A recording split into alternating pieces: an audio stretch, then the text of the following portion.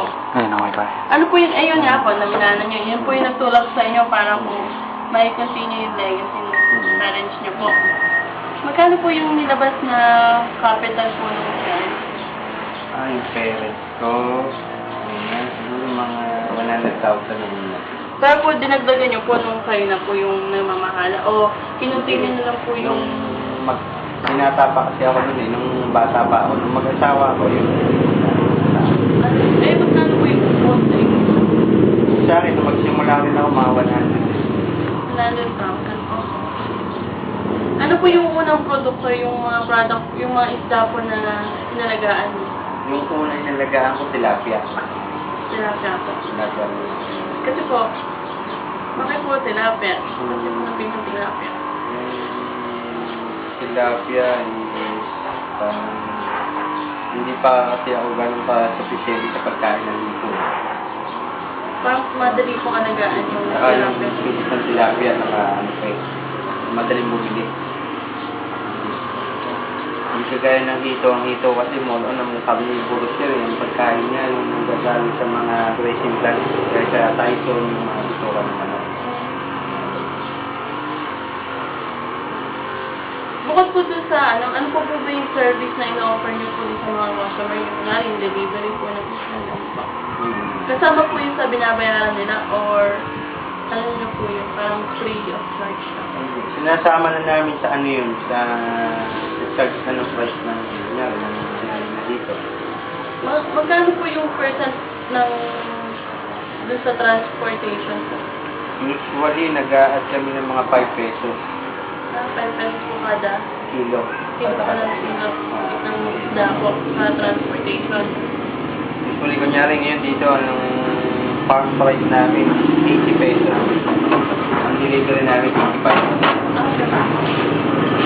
Magkano po ba yung fingerlings po? Ano ba natin dito? Tilapia. Both po. Sa tilapia, kasi bumibili lang din ako ng fingerless ng tilapia. Yung 6 rivers, sa ngayon, 0.45 cents. Paano po yung sex fingerlings? Yun yung ano hindi siya nanganganak within 6 months yung tilapia. Hindi po. At bali, ano talaga siya, parang pambenta. Parang kapol kumbaga sa baboy. Saan po kayo kumukuha ng mga fingerlings ng tilapia po? Ang tilapia, bumibili na ako dito kay Bukal June Rivera. Ito rin po sa Busta. Aligat. Paano po pag kunwari wala po kayong nabili? O contract na po yun na kukuha kayo sa... Usually kasi yung nanganap buhay nila mga factory ng tilapia. So ano po, marami po talaga makukuha na ng fingerlings ng tilapia at mga... Dito naman, may sarili akong hatchery. Mahirap po ba yung magkahansin yung pag-nagsasaw? Pag siguro hindi pa sanay, mahirap. Pero pag katulad namin experience na madali na. Pero po sa mga starter po, tapos bumili na lang po yung mga advice niyo. Pero pangkaraniwan naman yun ay start na gawin. Ano po ba yung madaling alagaan ng size na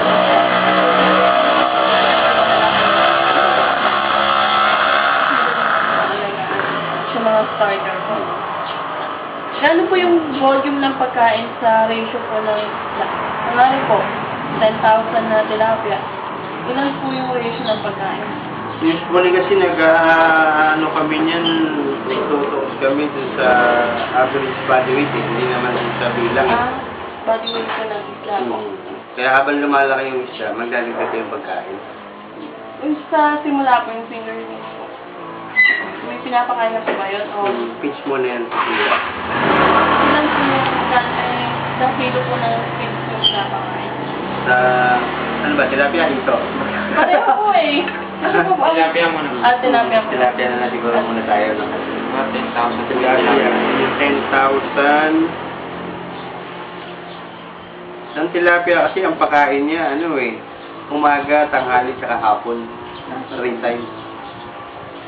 Pag siguro 10,000, kasi mag-i-start ka sa 1 day old. Siguro ibibigay mo lang doon mga nasa 10,000 pieces sa mga 3 kilos sa umaga. 3 kilos na feed sa hapon, 3 kilos sa tanghali, 3 kilos sa hapon. 3 kilos. Ano po yung pangalan ng pagkain po? Primus. Try mo. Saan po kayo kumukuha ng ano, ng mga... Meron dito pin mix, ulilan, Ah, meron sate. Bye-bye. Yung pagbabago po na pag-arming po ba? Kanina, monthly. Ano? Monthly ko ba? Hindi po pwede tilapia po ano? 3-4 months din. Iwan po yung pagkain. Gano'n po po? Kung links bago magaling. Weeks, 1 week. 1 week po. Mga gano'n po ang tatay mo sa 3 kilos po niya. Pag kasi maliliit pa yan sa umpisa, pagka 1 week, lalagay ka lang mga 5 kilos sa umaga, 5 kilos sa tanghali, sa hapon. Yung first week niya. Tapos yung second week niya, gagawin mo ng mga 8 kilos sa umaga, 8 kilos sa tanghali, 8 kilos sa hapon. Pang third week, pang fourth naman, pang third. Third. Ay, Yun, gagawin mo ng 10 kilos sa umaga, 10 kilos sa tanghali, 10 kilos sa hapon. tapos po, yung mga... Pagdating nyo ng mga 1 month, lilipat ka na sa starter pitch. Ano, first, second, third, 8 kilos. At 1 month na po. Starter. Starter na. Ilang kilo po Starter. starter? Yan, maaaring mga nasa mga 15 kilos ka na. 15 kilos. Tapos po, masusunod na pagbabago po. With 1 week lang. Week learning po. Gano'n lang, gano'n na po dagdag mo. Pwede mo lang yung mga 20 kilos. Every week po ang pagkain. 20, gano'n. 25.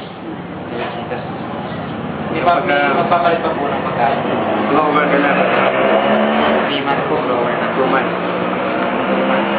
Ano, 2 months going to 3 months. 2 to 3 months, grower na po. Actually, dapat yan mga 3 hanggang 3.5 months lower. Tapos mga 2 weeks lang kami nagpipinisel. 2 weeks finisher pitch pa. 2 weeks before dun sa pagbebenta po. Ano po ang finish review po. Ano po ba yung karaniwang nagiging sa tilapia?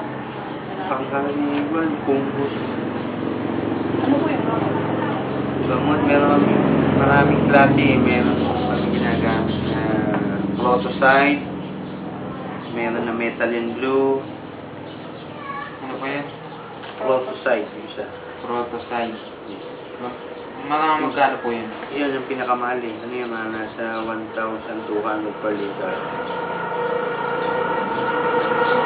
Estimate ko lang yun. Ano po yung isa? Sa Methylene Blue. Yung mura lang yun. Powder naman yan. Liquid. Sunod na sa mga 250 pesos per liter. Yan, minsan Napungus po yan. Ano po? Salt.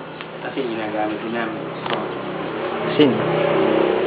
Paano po yung makikita na nagkasakit po yung sa tinamaan na po ng fungus yung sa tilapia? Usually nakikita naman yung namumuti yung buntot niya sa so parang Pag po, namumuti yung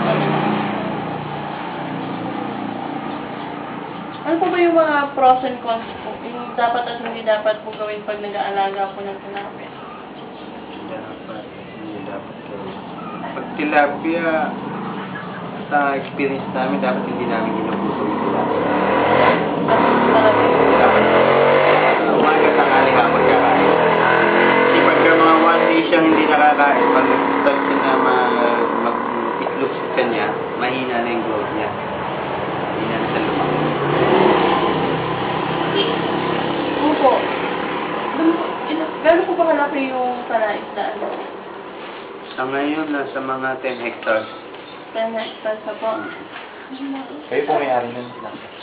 Ang nabibili ko pa lang nasa mga 3 hectares.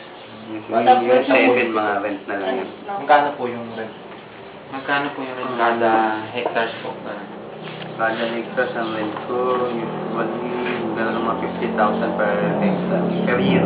Pero, 50,000. Kada sa hectare po yun. Kada taon. Kada taon po yun. 30,000. Dun sa 10 hectares po na yun, hectares na yun, ilan po, gano'n po kalaki yung sa tilapia? Sa tilapia, ngayon wala akong Ah, malalagay. wala Puro po. dito ngayon. Yung 10 hectares na yan, puro dito. Eh, nung nag-alaga din po kayo, di ba po, ng tilapia na dati po? That's it. Ano po, ilan po yung hectares na sinakot niyo nung nag-alaga kayo? Sa 3 hectares. Ilan po yung napoproduce niyo? Pupunta ko sa 3 hectares. Mga 30 tons. 30 tons po. Hectare. Hindi po. Yan Weekly po yung- o ano, kada after 4 months. Yung kada 4 months. Isang cropping yun. Bali, pag po ano kayo, isang harvest lang po talaga. Yung 3 hectares na yun. Sa tilapia. Isang harvest lang yun. Pero po, ano po, paano po kaya yung, kunwari, 3 times a week po kayo mag-harvest? 3 times a week. Paano po kaya yung gagawin namin? Kasi po, ang inaano po kasi namin, parang 3 times a week po kami mag-harvest. Para po yung kita, mas mabilis. Ayun, ang gagawin lang, ano, yung paghuhulog ng similya, gagawin yung weekly. Weekly. Kunyari, hatiin mo yung 3 hectares, dati yung 10,000 pieces weekly. Ano yung hulog sa pan? Maraming butas na. Ilang kilo po ba yung 10,000? yung isang tonelada? Ano na? Ilang kilo po yun? 1,000 kilos. Di 30, ay, ano ba, 3,000 kilos po kada harvest po ninyo. Hindi, 30. 30 tons. 30 Oo, tons. tama. Di- 30 ba? Oo, 30 30 yan. tama. 3 ang alam ko, sulat yun. Laki nun. Bali po, saan po kayo nagbabagsak nun? Pag po na ano yun eh, sa dealer po mismo. O, Meron kumukuha sa akin ng mga dealer sa palengke, meron din akong delivery. minsan po kayo na rin pinag-deliver sa mismong merkado. Pagka tilapia, pwede akong magdala dito sa Bukawi, sa kung tawagin namin yung ponduhan. Ayun niya po. Pag ito naman, mayroon akong regular na delivery every other day dito sa Nueva Ecija sa mga palengke. Parang may kontrata po. Doon po sa pundohan eh, magkano po yung bagsak ninyo? Tilapia, Apo.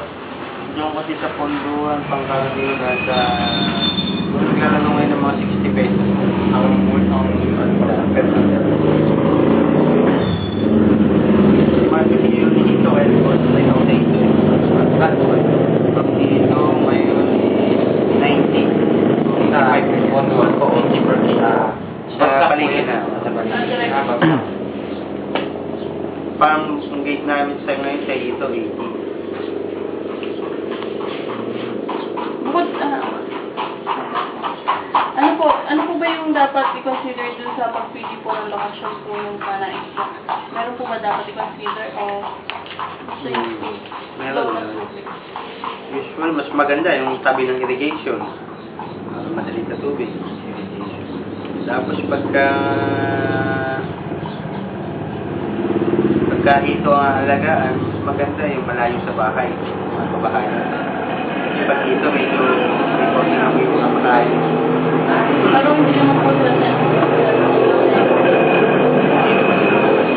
Nakakaraan yun eh. Hindi ko man.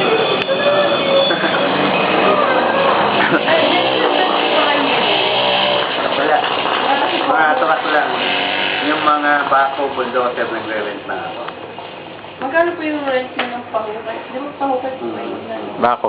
Sa ngayon, nasa naglalaro siya mga 1,800 per hour. Pag-hour. Per hour. Magkano po yung, yung pong truck na pang-deliver nyo, binili nyo rin po. Magkano po yung bili nyo? Dito. Opo. 400,000. Isang truck po yun na. Gano'n po kalaki, gano'n po karami yung air yung truck po? Wali kasi ngayon, ang delivery lang namin nasa mga 1,000 kilos eh. Pagka dumating yung December, nasa 2 tons. Ang kasya po sa truck. Ano po, kailan po ba tumataas yung demand sa tilapia? May peak season po ba yun? Meron. Ano? Mga Usually, Isang taon din nag-start lang po siya siya. ng September.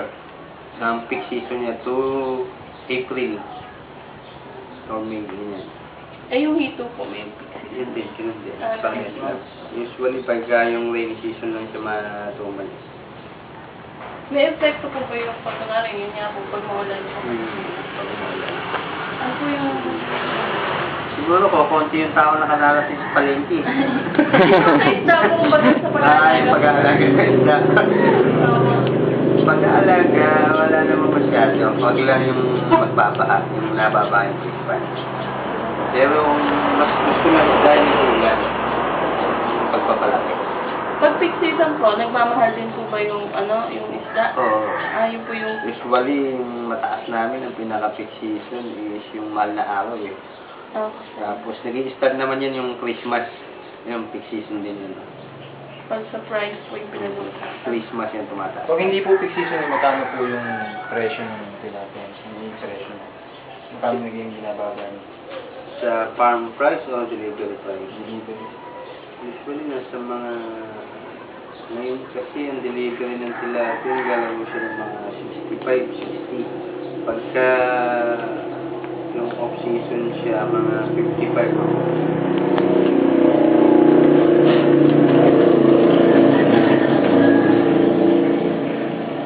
Paano po? Doon po yun sa may pondohan.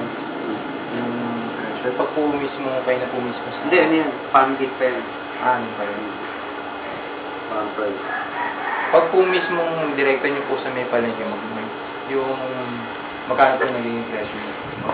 Yan, usually, nagpa-add kami ng mga 5 to 10 pesos. Pag direkta na po yung pag halimbawa po kasi iniisip namin kami na po mismo yung mga deliver sa mga palengke. Kasi, mas tingin tayo, mas aangat yung mas lalaki yung presyo kung hindi na po namin idadaan sa dina. Kung kami na, magkano po kaya yung maging kasi, imbis na idaan po namin sa Nag-add nga kayo ng 5 to 10 pesos. 5 to 10 pesos po kada po. Kung nangyari na po ba yung kunwari, di ba po sabi nga po every other day po kayo nag-deliver. Nangyari na po yung parang hindi po pa po pwedeng i-harvest yung isda nyo. Parang hindi pa po siya fully grown ma-harvest. Ano po yung Hindi, minsan ganyan, pinipilit namin. Kulang lang ng konti sa size. Pero, ano lang po yun ako. Kumbaga sa bangus, yung 3 piraso sa kilo rin yung standard niya na ano rin. Yung tawagin namin yung good size. Tapos, minsan mga maliliit pa ng konti, mga 4 na piraso sa kilo. Obligado namin i-deliver sa tindera, walang ititinda yung tindera namin. Pero po pumapayag na rin po yung tindera. Kumakain na rin. Mga ilan po may tindera nyo yung binabagsakas po ninyo? Kami, 8, walo. Mga gano'n po karami yung kunin na kada kilo. Pang karaniwan ng isang tindera, nasa mga 100 kilos eh. Hindi, yun lang, 800 na. Yung iba, kumukuha ng 150 kilos, yung iba naman, mga 50 lang. Nag-average ka naman ng kilos. Araw-araw po yan. Lunes hanggang linggo. All year round kami.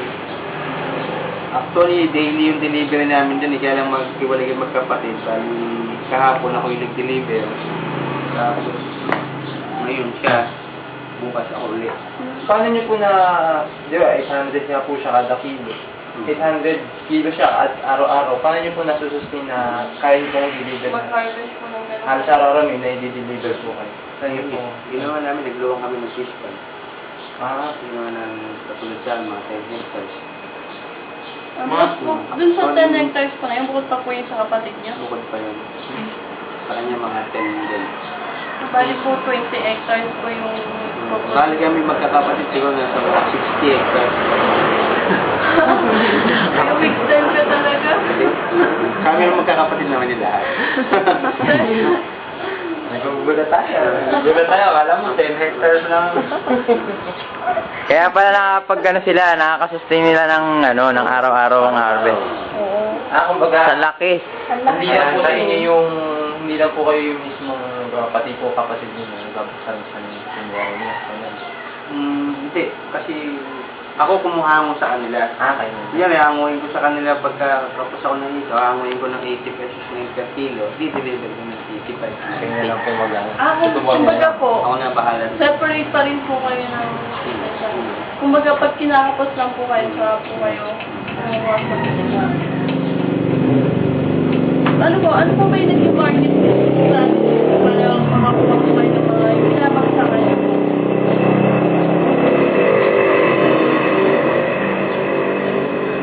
Dati na kasi mga tendera yun ng mga iba, tilapia. Eh, bango sa palengke yun. Aalokin namin magkano na ito. Singin nila sa una. May, sa umpisa po ba may mga promo or ano po kayo na ginagamit? Promotion po? Usually, wala naman na sa ngayon dahil kilala naman na yung pagkain yun. Actually, yung tendera rin, interested din sila. Pag may bago po, talagang sinusubukan. Yun nga lang, sa unang delivery, parang paukutang mo muna yung unang delivery mo. Titingnan nila kailan yung maibebenta. Yan, pinangutang mo siya ng 100 kilos yung isang tendera. Naging utang siya mga 8,500. Pag nag-deliver ko ulit sa next day, bayaran niya yung ano, yung pinutang mo lang muna. Yung pangalawa naman na utang.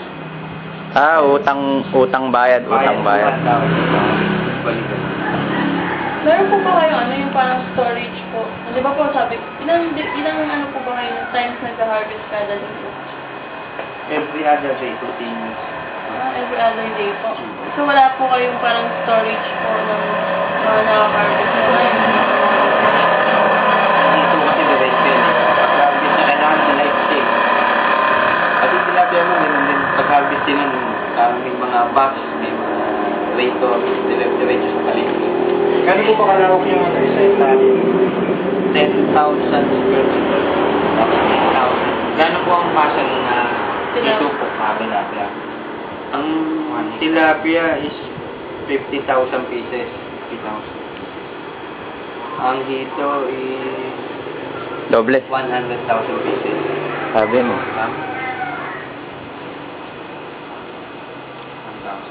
50,000 pieces per ano po yun? Per hectare. Per hectare. Mga, nag-range po yun sa ilang kilo, yung 50,000 po na yun. Mga 10 tons.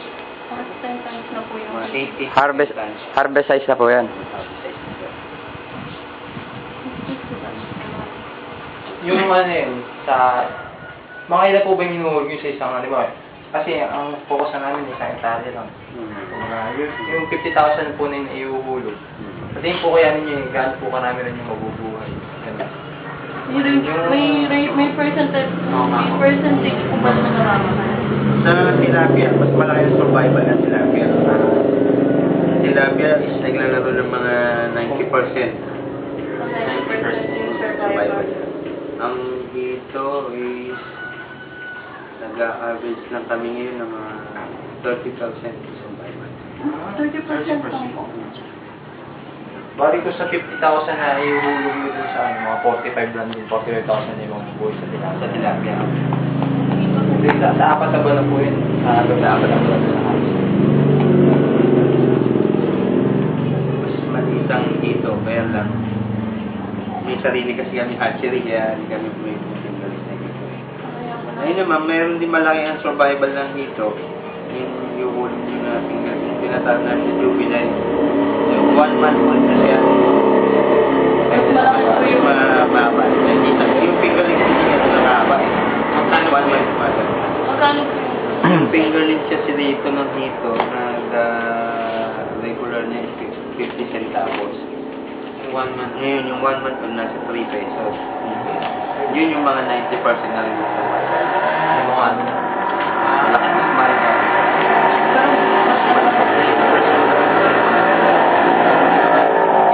Sabi niya nga po, ay 3 times ay every other day po nag-harvest. Ilang tao po yung kinukuha niyo para mag-harvest? Usually, mga 5. Sa isang hectare po yan. O sa lahat na po yun. Pag nag-harvest, lahat 1 hectare sa lahat. Usually 5. Di ba po, sabi niya Huawei kasi net po ba? Di ba net yung kinuha? Magkano po yung bilhin niyo sa net? Siguro, specialist ng mga 10 to 15. Ay, size po.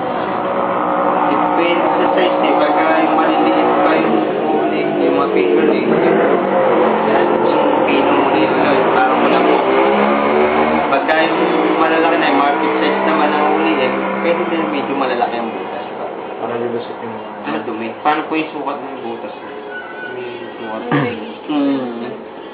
Yung sukat ng lambat is kasi marami. Yung tinatawag namin, yung pang fingerlings is 0.22.